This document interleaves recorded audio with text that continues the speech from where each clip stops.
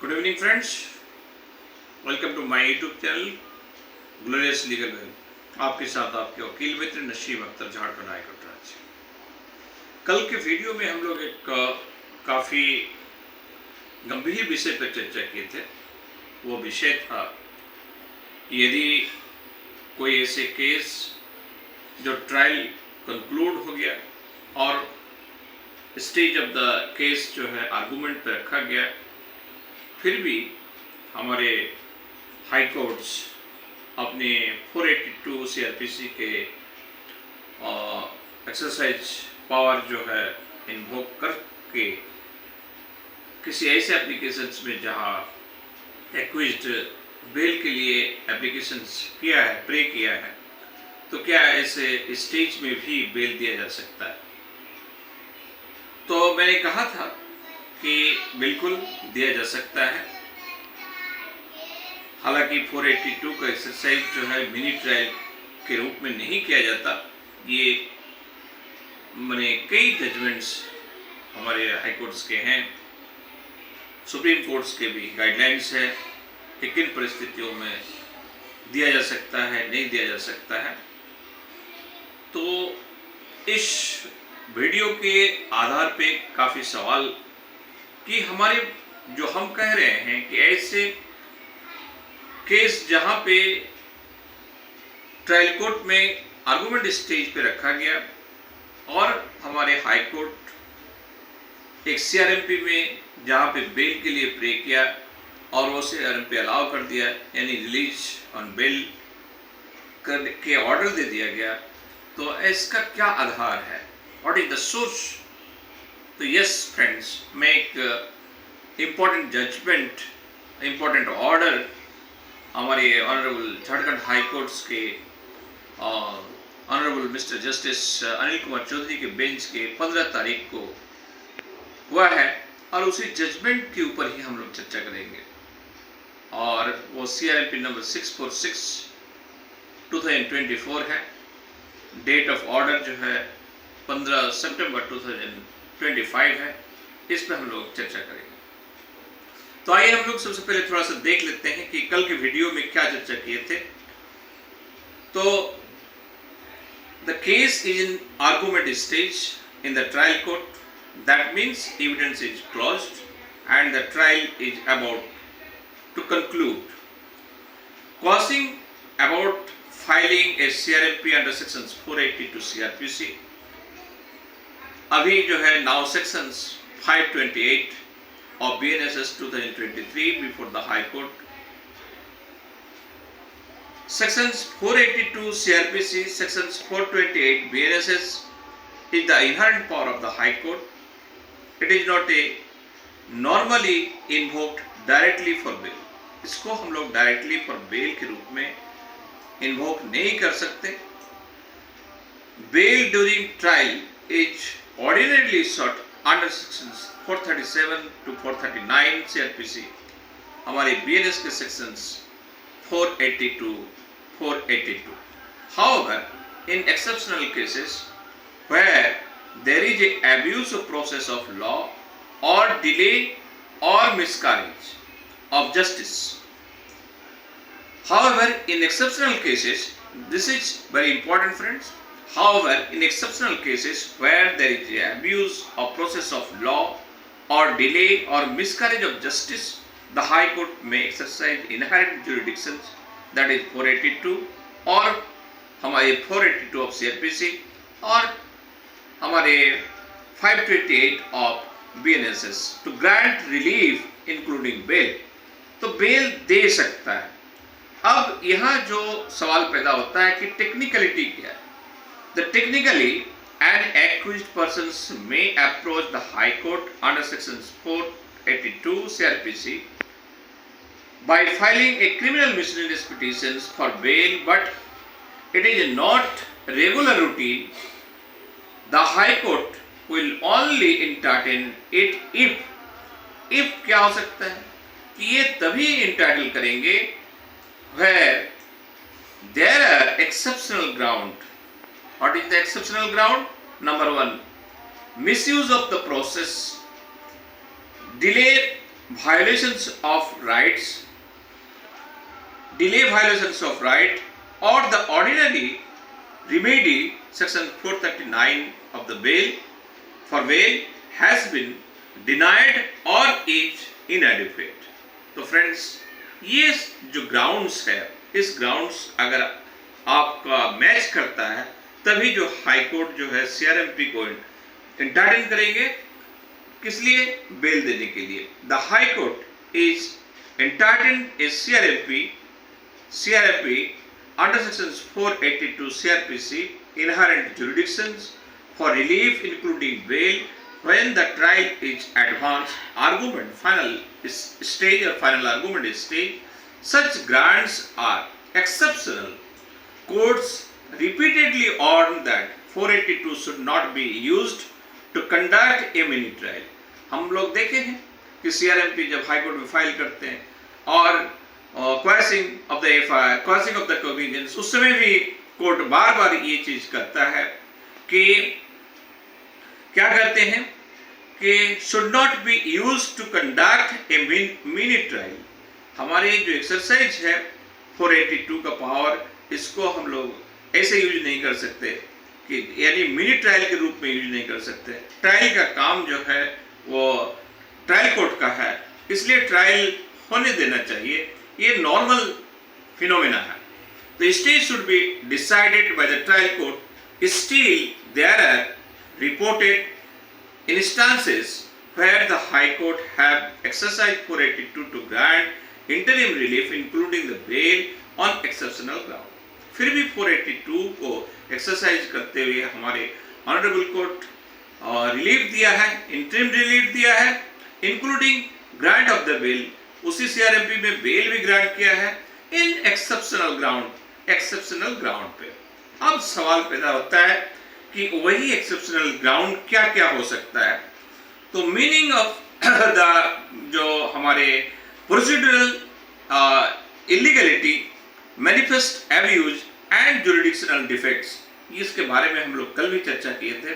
अगर कोई procedural illegality हो एंड मैनिफेस्ट एब्यूज हो या जुरिडिक्शनल डिफेक्ट हो, तो ऐसे सिचुएशंस में 482 को एक्सरसाइज करते हुए, इन्वोक करते हुए, पावर इन्वोक करते हुए जो है सीआरएमपी में भी बेल दिया जा सकता है. अब कल के वीडियो में हम लोग इसके बारे में चर्चा किए थे कि meaning of the procedural illegality and jurisdictional defects and manifest abuse. तो आज हम लोग उस पर चर्चा नहीं करके सीधा जो सोर्स है, यानी हमारे जो झारखंड हाई कोर्ट के जो ऑर्डर है उस पे हम लोग जाते हैं कि एक्चुअली झारखंड हाई कोर्ट के ऑर्डर में क्या कहा गया. तो सीआरएमपी 646/2024 का जो ऑर्डर 15 सितंबर 2025 को आया, वहां पे हम लोग देख लेते हैं कि एक्चुअली हमारे ऑर्डर में क्या कहा गया. तो आइए फ्रेंड्स, हम लोग ऑर्डर को वो देखते हैं कि हमारे ऑर्डर में क्या प्रे किया गया था.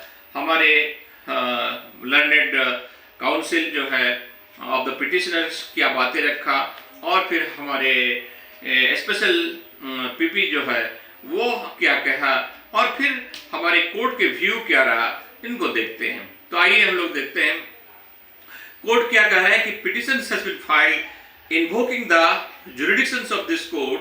हमारे जो पिटिशंस का जो प्रे था वो क्या था कि क्या कहते हैं 482 को एक्सरसाइज करते हुए उन्होंने कहा कि हमें जो है बेल दिया जाए.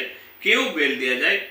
इसलिए बेल दिया जाए कह रहा है कि हमारे petitioners who become an approver under section 307, petitioner जो है 307 के अंदर जो सीआरपीसी 307 में अप्रूवर बन गया था, और criminal procedure in connections with such and such ST case जो है और PS case invoking the offence punishable under section 302, 120B and 34.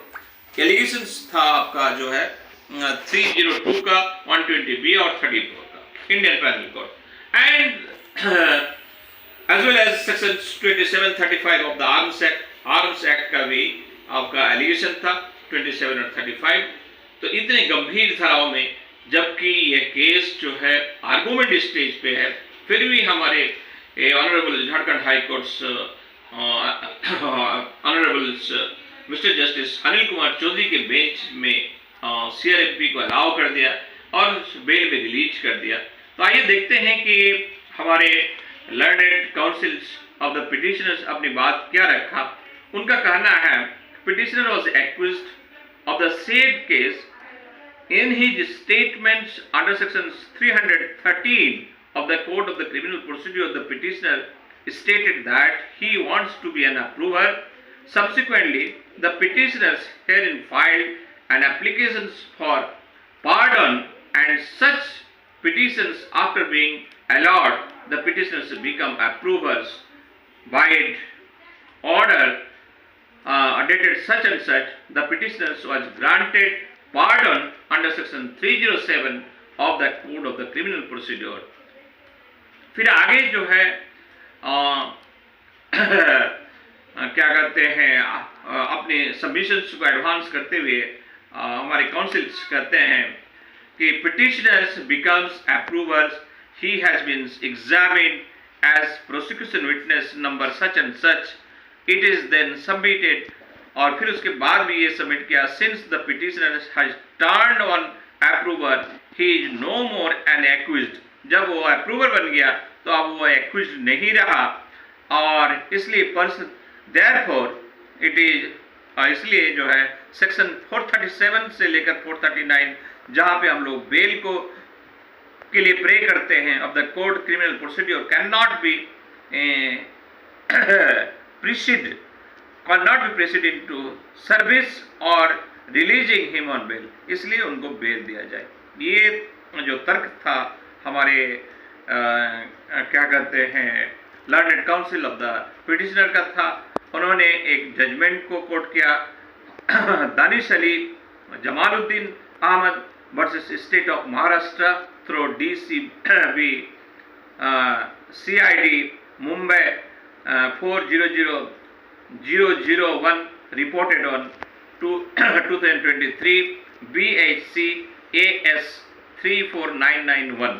तो इस जजमेंट का उन्होंने हवाला दिया, और फिर जो है स्पेशल पीपी काफ़ी अपना स्ट्रॉन्ग तर्क रखा।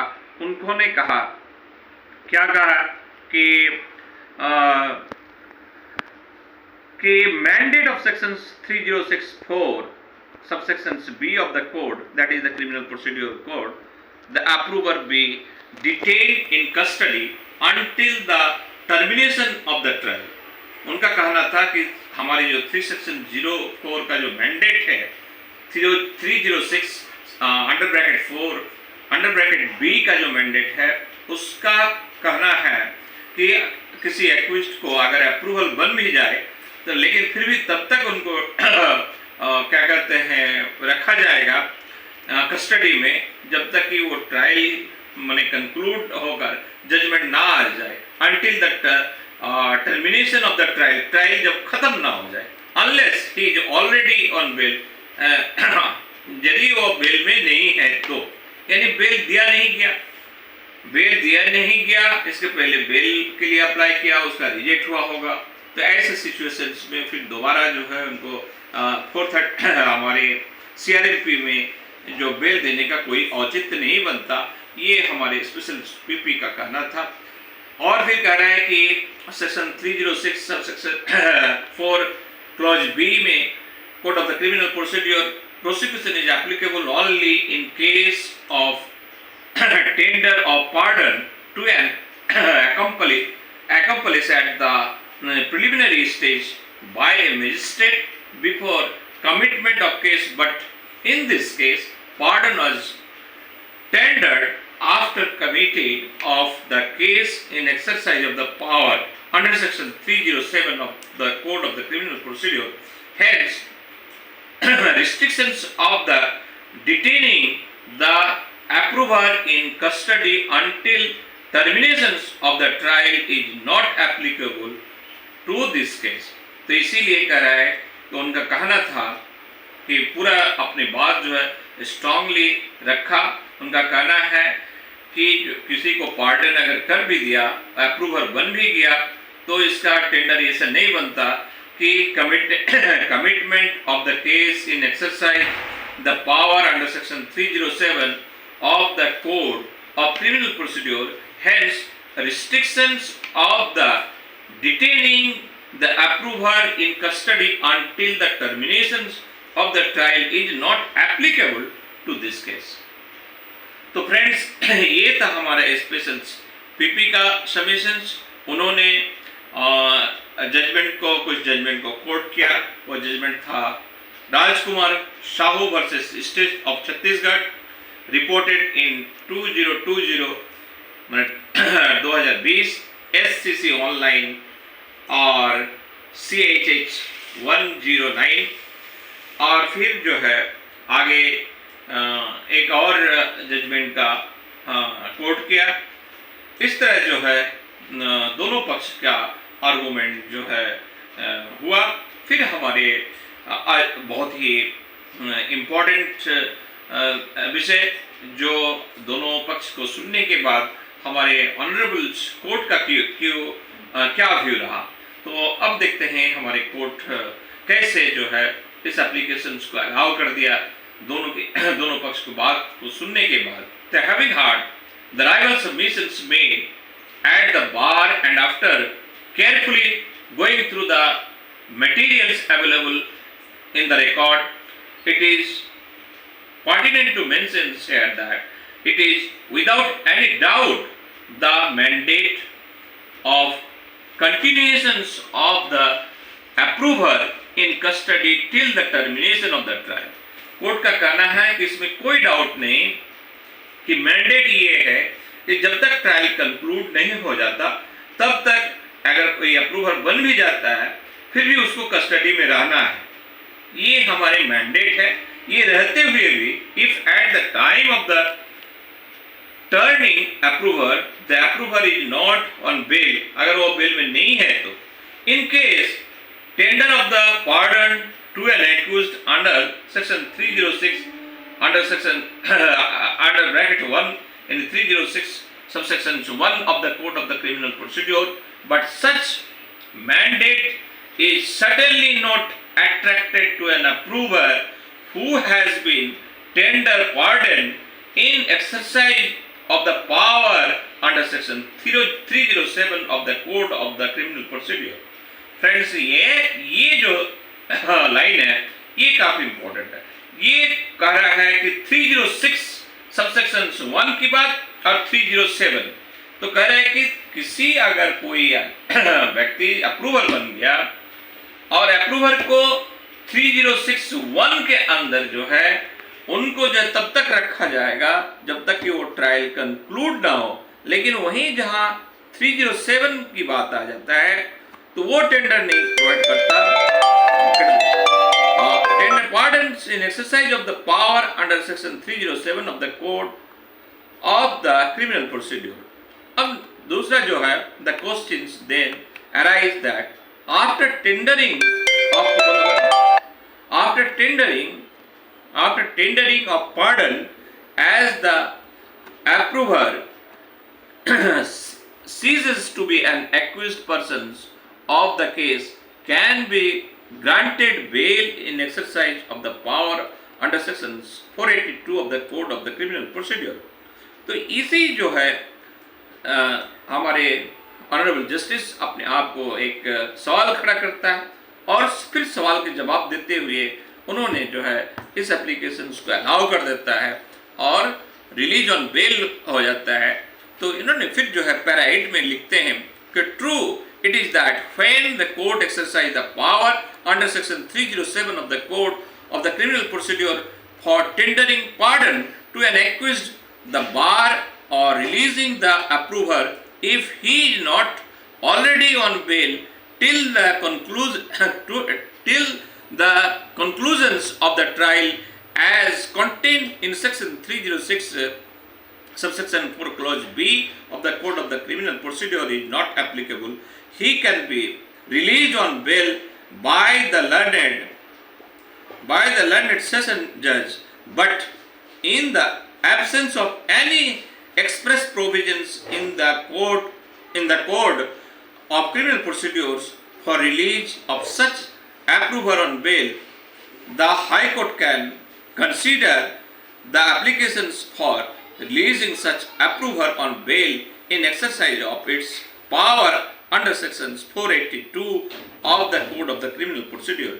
यहाँ हमारे ऑनरेबल कह रहे हैं कि कोड में ऐसा कोई क्लियर बात नहीं कहा कि उसको रिलीज किया जाए या नहीं किया जाए, लेकिन हमारे 482 में जो इनहेरेंट पावर है, हाई कोर्ट इन परिस्थितियों को देखते हुए उनका एक्सरसाइज करता है और एक्सरसाइज करते हुए हमारे सीआरएमपी को अलाउ करते हैं और रिलीज ऑन बेल में उसको रिलीज कर देते हैं.